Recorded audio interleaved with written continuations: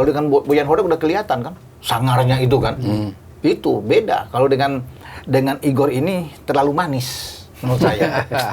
Iya kan, orangnya enak, terlalu ganteng gitu kan. Beda dengan Boyan Hodak kan, orang udah lihat wah bahaya ini. Segendua ini kayak genderuwo bahaya nih. Kalau dia marah kita itu bisa kencing-kencing ini kan. Wah itu.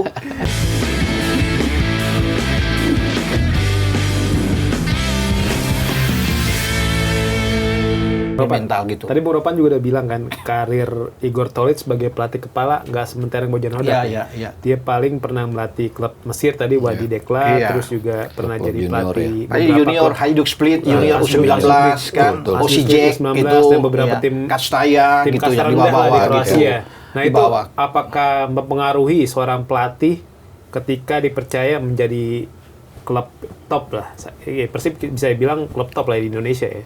Iya ya, tapi kan dia sekarang kan sudah sudah bersama dengan Boyan, sudah ikut. Betul. Artinya walaupun dia punya rekor atau sebagai statistik pelatih di bawah dari Boyan Hodak, tapi sekarang dia berada di tim yang juara 3 kali, ya tim top di level atas. Jadi bagi dia tentunya dia ingin membuktikan diri ya. Saya juga bisa untuk bisa meneruskan ini karena dia sudah diberikan beberapa kesempatan kan.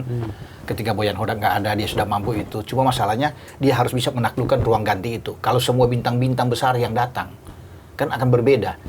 Karena ketika dia bersama dengan situ mungkin masih ada Barba, masih ada Andrew Jung katakan di situ kan, dan banyak lagi. Ketika mereka nggak ada kan baru masuk 5-6 legionaris asing baru kan masih berhadapan lagi kan. Nah itu perlu waktu.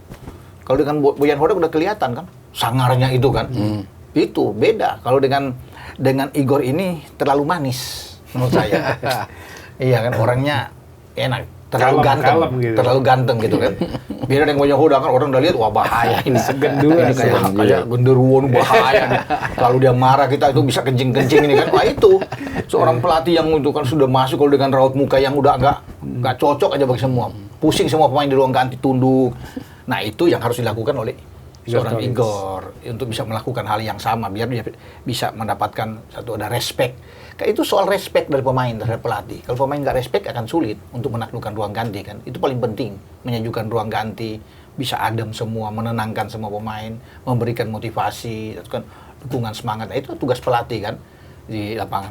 Kalau soal taktik ya tinggal pemain yang menjalankan kan di lapangan. Apalagi mereka sudah dewasa, tahu semua lah. Pemain-pemain yang sudah senior, apalagi yang pemain-pemain timnas Tom Hae, tinggal bagaimana diatur.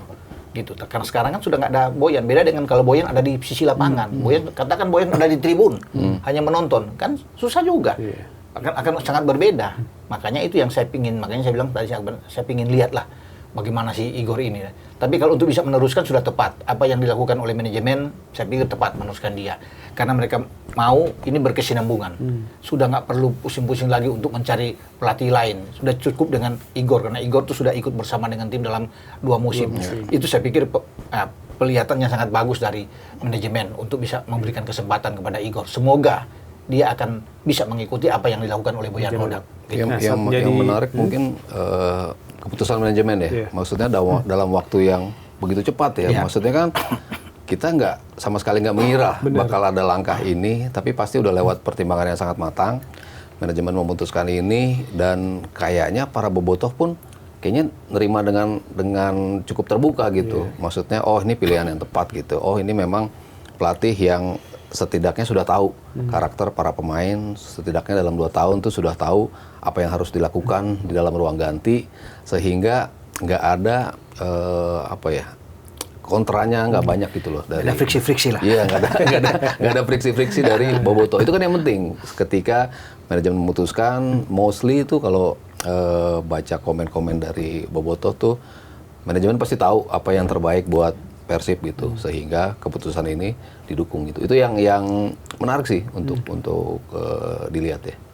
Nah ini Igor Tolic kan tadi Bung Ropan sebenarnya udah bilang ya, dia pernah menjadi pelatih Persib Bandung, pelatih caretaker dalam tanda kutip ya. Ketika Boyan Hodak terkena akumulasi kartu. Kalau nggak salah ada 4 pertandingan dengan catatan 3 menang dan 1 kalah ya. 1 kalah dialami dari Malut saat itu kan. Itu juga mungkin posisinya para pemain capek mungkin ya, karena habis tandang ke Singapura kalau nggak salah, habis ajang ACL 2. Ya, habis main ACL 2. Nah ini 4, maksudnya 3 kemenangan dari 4 pertandingan, itu merupakan modal positif nggak, Mas Sabto? Iya, paling nggak yang paling betul-betul nunjukin kualitas dia adalah di laga terakhir itu, di laga melawan PSM, krusial. Ketika lo imbang, artinya lo harus menang di laga terakhir. Dan Persijap kan 2 pertandingan terakhir nunjukin. Ini tim susah juga nih dibobol kan. Tim ini emang kuat gitu. Borneo kita lihat dari sisi penampilan nyoba terus untuk gedor tapi nggak berhasil. Kalau itu hasilnya imbang, artinya harus menang di laga terakhir. Harus menang tuh kan nggak mudah lah ya pastinya untuk mendapatkan kemenangan di laga yang akan menentukan gelar ini gitu. Tapi ternyata muncul gol di menit-menit terakhir. Keputusan apakah pemilihannya emang melalui Bojan Hodak atau enggak, tapi yang jelas yang ada di lapangan pada saat itu adalah Igor Tolić dan dia memutuskan ini pemain yang layak masuk dan ini ternyata pemain yang betul-betul menjadi pembeda. Jadi apa yang biasa dilakukan oleh Bojan Hodak di in-game management ada tuh di Igor. Kemampuan untuk bisa membaca situasi, kemampuan untuk memilih pemain yang tepat, dan itu penting. Makanya aura positifnya tuh wajar kalau kebanyakan atau mayoritas menerima ini dengan positif. Harapan. Ini Persib Bandung selain ditinggal Bojan Hodak, selangkah lagi kan akan ditinggal Barba ya. Barba bersama sang istri ini udah balik ke Italia.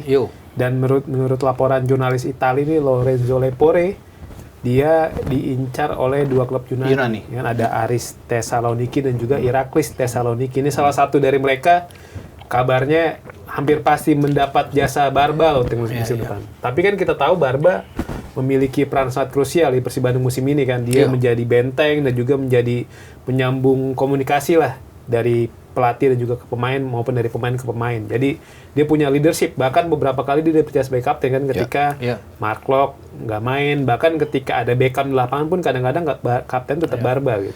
Nah ini dengan kepergian Barba seberapa besar kehilangan bagi Persib Bandung, Bung Ropan? Iya, saya salah satu penggemar Barba ya. Ya, pemain Italia ini bagus, ya. Intercept dia, apalagi kalau duel-duel bola udara ya. Dan kelihatan sekali ketika ada Barba kan belakang solid sekali. Dipasangkan dengan Matricardi, dipasangkan pun dengan Julio Cesar tetap dia kuat ya. Dan kehilangan memang agak pengaruh menurut saya. Pengaruhnya ya apakah akan ada pemain seperti dia nantinya. Ya kalau mau lihat dengan pemain-pemain yang sebelum-sebelumnya, Barba tuh paling the best di Persib untuk belakang loh, udah bisa. Dan itu kan terbukti. 5 gol dia kan bisa menjadi seorang pemain back tengah dan membuat gol, nalurinya luar biasa. Ya bisa dikatakan di sini. Tinggal sekarang manajemen akan mencari tentunya siapa mengganti yang paling pas. Harus setidaknya jangan di bawah Barba dong. Kalau perlu sama seperti dia atau di atas Barba. Nah ini pasti kan cuan juga kan. Kalau mencari pemain yang berkualitas kan harus siap. Banyak lah. Dan saya yakin kalau dengan uang berapapun Persib mampu untuk bisa melakukan itu. Apalagi kalau yang datang tuh sama kualitas seperti Barba, bahkan kalau di atas Barba. Dan Persib akan berusaha itu untuk melakukan yang terbaik. Karena mereka kan ingin mempertahankan gelar yang mereka dapatkan dengan 3 kali ini secara beruntun. Mereka akan coba untuk bisa menaikkan level mereka juga di Asia kan, untuk ikut di ACL. 2, bukan hanya sebagai juara grup kalau kemarin, kalau pertama mereka juru kunci 2024, 2005 juara grup, kalah di fase gugur, sekarang mungkin mereka akan coba mungkin ke 8 besar, ke semifinal. Itu kan target mereka yang sudah harus bisa berbicara di level Asia. Jadi bukan berarti mengindahkan yang di Liga Super, tetap mereka akan fokus. Makanya tim yang bagus adalah tim seperti Persib yang memainkan banyak pemain dengan kualitas yang sama, yang tidak ada berbeda di antara bench dan juga di starting 11. Nah, sebuah tim untuk bisa menjadi juara dan konsisten harus seperti itu. Jadi semua pemainnya ada di bench itu sama. Ketika ada pergantian pemain yang masuk juga bagus semua yang dilakukan, dan Persib melakukan ini. Nah sekarang nanti ketika Barba tidak ada, tentunya ya mereka harus mencari pemain-pemain yang top, mungkin dari luar, nggak mungkin yang ada di dalam Indonesia. Sini, di Indonesia. Saya pikir untuk pemain yang seperti dia mesti dari luar. Dan harus berpacu dengan waktu, karena September awal itu sudah mulai kompetisi. Ini waktunya sangat singkat. Ya untuk bisa mencari juga di lini depan yang menjadi masalah sejauh ini kan. Walaupun punya 3 pemain, ada Andrew Jung, Ramon Tangke, dan Sergio Castel, tapi tetap kan tidak subur di depan kan. Jadi harus cari pemain-pemain kualitas juga seperti David da Silva, seperti Ciro. Nah, itu menjadi tugas dari manajemen tentunya untuk bisa berpikir siapa pemain yang akan datang. Kan tantangan mereka kan harus mempertahankan gelar di Liga Super, dan saya bilang tadi harus lebih bagus lagi di di ACL. Sempat ada rumor Bung Ropan, katanya Andrea Tirtiello itu backnya Virtus Entenello klub Serie B. Bung Ropan gimana melihatnya? Apakah memang Persib kayak cocok nih datengin back asal Itali? Saya pikir kalau melihat dengan Barba bagus, ya mungkin dengan back Itali oke, akan cocok. Tinggal dilihat kan kemampuan dia apakah seperti Barba. Ya kita akan tunggu, dan saya senang kalau memang pemain dari Italia yang datang yang bagus, tentunya dengan tinggi badan yang sama, sehingga pemain jantung pertahanan Persib Bandung itu akan terjaga dengan sangat baik ya. Kalau perlu tambah 2 lagi ya, seperti itu kan, sehingga mereka bisa, karena mereka akan ikut banyak, mungkin ada Liga Cup ya, akan bergulir ada juga 4 kemungkinan ada 4 ikut kan. Persib kan. Jadi mesti pandai-pandai ngatur ini kan, pemain-pemain ini main sama ini main di sini kan. Kalau ada cedera, ada akumulasi kan, kan berbahaya. Kalau tinggal 1 back, siapa yang mau masuk? Paling-paling kalau 3 out bisa ada, misalnya kalau Dewa masih ada ya Dewa aja taruh di situ, atau siapapun yang bisa bermain di belakang, atau Putros yang ditarik di belakang, untuk Kakang ya, serta atau Kakang, atau tarik ke tengah. Ya itu makanya saya pikir kalau udah 4 itu akan bagus buat mereka. Jadi terjaga dengan baik, mereka bermain di Liga, bermain di ACL, mau di Liga Cup, ya apapun yang digulirkan, punya pemain-pemain yang bagus di belakang. Karena Persib harus mempertahankan kekuatan mereka yang sejauh ini cuma 22 kali bobol misalnya ya. Mereka harus pertahankan itu. Kalau itu terus dipertahankan dengan rekor kandang yang tidak terkalahkan, juara lagi. Iya, setuju. Mas Sabto, ini Bojan Hodak beberapa jam sebelum lengser dari jabatannya sempat bilang katanya, dia bilang tuh skuad Persib untuk musim depan 80% sama seperti musim ini. Kalau kita ambil misal skuad Persib saat itu ada 30 orang, berarti kan 20%-nya berarti sekitar 6 pemain. Berarti ada kemungkinan ada 6 pemain yang ketendang nih dari skuad yang ada saat ini. Kalau dari pemain asing yang ada saat ini kan sebenarnya ada 3 pemain yang kontraknya habis nih. Ada Frans Putros, Levin Kurzawa, dan juga Sergio Castel. Bukan, Putros sudah diperpanjang? Belum. Ya, udah resmi. Setahu saya sudah diperpanjang. Ya, mungkin masih Kemarin, dalam proses ya, karena Putrosnya juga lagi udah berangkat ke Spanyol kan, bilang harus ikut Piala Dunia. Nah ini kalau dari prediksi Mas Sabto, kira-kira 6 pemain yang akan terdepak siapa aja, Mas? Kalau ngelihat yang paling kurang ada impact ya, bisa dibilang yang datang di Januari kemarin kan, Kurzawa sama Castel kan sebetulnya 2 pemain yang impact-nya nggak sesuai dengan ekspektasi. Ya Kurzawa big profile player, tapi in terms of bermain mungkin 4 kali main bagusnya cuma 1 gitu kan. Yang ya kita ngeliat crossing dia aja itu kan yang luar biasa, mungkin yang bisa kita lihat itu cuman itu gitu kan. Cuman yang lainnya kayaknya jauh dari ekspektasi yang diharapkan ketika Persib mendatangkan Kurzawa gitu. Castel pun harapannya nggak cuma Jung doang nih yang bisa cetak gol, at least ada pemain lain yang bisa ngebantu juga. Tapi di beberapa game kelihatan out of position, mencari posisi di dalam kotaknya juga kesulitan. Ketika mendapat kesempatan, eksekusinya juga kurang sempurna. Sehingga mungkin kalau ada 2 nama utama, mungkin 2 itu. Terus tadi misalnya Barba cabut, berarti kan udah 3. Lalu dari sisi Adam Persibek gimana Mas Sabto melihatnya? Karena dia kontraknya ternyata masih ada sampai 2027. Iya, itu juga nggak signifikan juga ya. Kalau dibilang perannya kurang signifikan juga. Kalau kita lihat siapa lagi ya? Baros? William Baros juga mungkin karena terlalu versatile, terlalu banyak posisi yang dia mainkan, sehingga nggak bisa ditaruh di posisi yang dia yang terbaik adalah di sini gitu. Di depan kiri bisa, di kanan juga bisa, striker juga bisa, kadang-kadang di wingsnya juga bisa. Banyak posisi. Goicacea juga mungkin awal bagus, habis itu agak hilang juga gitu.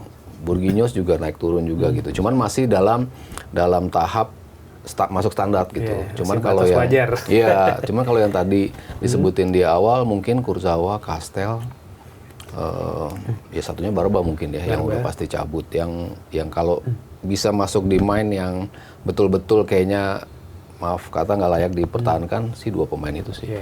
Kurzawa dan juga Castel. Kalau Bung Rokan? Ya, selain Kurzawa dan Castel, Barba kan udah pergi. Ya, Barba. Mungkin Andrew Jung akan pergi, menurut saya. William Baros akan keluar. Ya 5 itu, kalaupun 1 mungkin akan pertimbangkan Ramon Tanque. 6. yang bisa Nektur dilihat. juga ya Jadi performanya. mayoritas depan semua tuh ya. Depan semua pasti akan diganti karena yang dibutuhkan sekarang kalau belakang udah kuat kan tinggal depan. Betul. Itu yang Persib menjadi masalah saat ini harus ada. Jadi kalau udah ada ya 6 itu yang tadi yang bisa ini. Sebenarnya mereka punya pemain-pemain yang dipinjamkan sih. Kalau dengan Adam Prisbeck juga jadi 7 dong berarti. 7 bener. Yang akan keluar. Ada pemain-pemain lokal juga yang banyak Dimas pinjamkan. Derajat, Ya, ada Hen-Hen Dimas, kalau nggak ya salah. kan Haryadi Masih kan. dipinjemin juga. Febri kan Febri, Persis oh iya, Solo. Persis Solo. Yang Ada di Ferdian. Persik 2 orang tuh. Iya, iya, ada Hamdah dan Rezali, ya. Ferdiansa Rezali. Cecep Oh, iya, yang ke benar. Persis Solo juga. Banyak juga. Satu anak Persita Ikhwan, kalau nggak salah, ya, yang dianggap ke Persis Solo juga. Itu mungkin apakah mereka itu akan ditarik lagi, kita nggak tahu. betul. Atau ada, tapi kalau kita bicara sekarang pemain asing kan itu. Bahkan bukan cuma 6, mungkin 7 dengan Adam Prisbeck. Ya bisa aja. Kalau Berginjo mungkin ya. Kalau dia nggak dilepas, dia masih bisa dipertahankan. Bagus. Untuk dia agak oke lah untuk bermain di ini.